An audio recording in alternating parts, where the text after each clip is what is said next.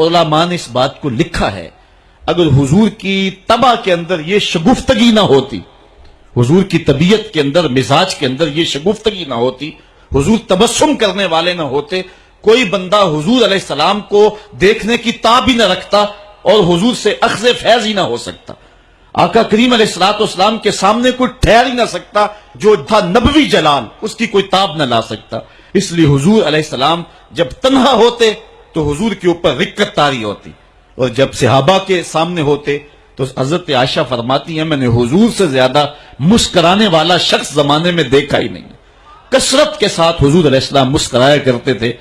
حضرت عبداللہ ابن مسعود رضی اللہ تعالیٰ عنہ سے ایک روایت سنیے، وہ فرماتے ہیں کہ ایک دن حضور تشریف فرما تھے اور کوئی شخص آیا تو اس نے اچانک جب حضور کو دیکھا تو اس کا بدن تھر تھر کانپنے لگا، چونکہ حضور علیہ السلام اپنے دھیان بیٹھے ہوئے تھے اور حضور کے چہرے پہ مسکراہٹ کا وہ جو معمول تھا وہ نہیں تھا، تو وہ حضور کے چہرے کے جلال کی تاب نہ لا سکا، اس کا بدن جو ہے وہ تھر تھر کانپنے لگا۔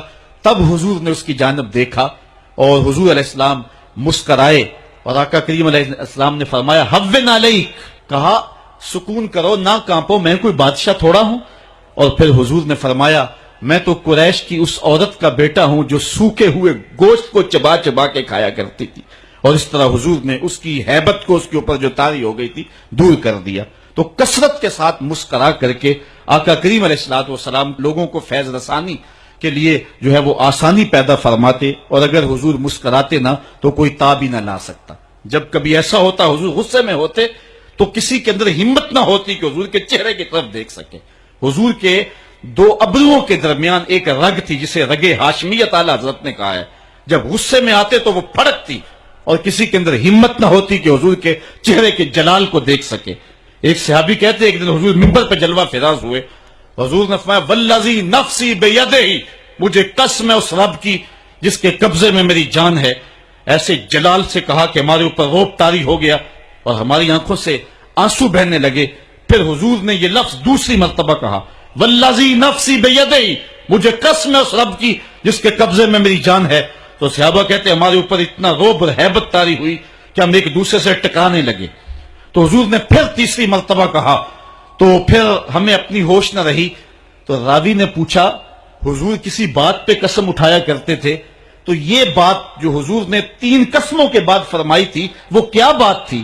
تو صحابی کہتے ہیں ہوش رہا ہو تو بتائیں کیا کہا تھا، ہمیں تو ہوش ہی نہیں رہا تھا۔ اس لیے آقا کریم علیہ السلام جو ہیں وہ تبسم فرما کے لوگوں کی تسکین کا سامان کیا کرتے تھے۔ میرے امام کہتے ہیں جس کی تسکین سے روتے ہوئے ہنس پڑیں اس تبسم کی عادت پہ لاکھوں سلام۔ اور آقا کریم علیہ السلام کی طبیعت کی سادگی ایسی ہے کہ بعض کا مکے کی چھوٹی بچیاں حضور کے پاس آ جاتی اور آقا کریم کو ہاتھ سے پکڑ لیتی اور جدھر چاہتی لے جاتی۔ حضور کبھی ہاتھ نہیں چھڑایا کرتے تھے جب تک ان کا کام نہیں کر دیا کرتے۔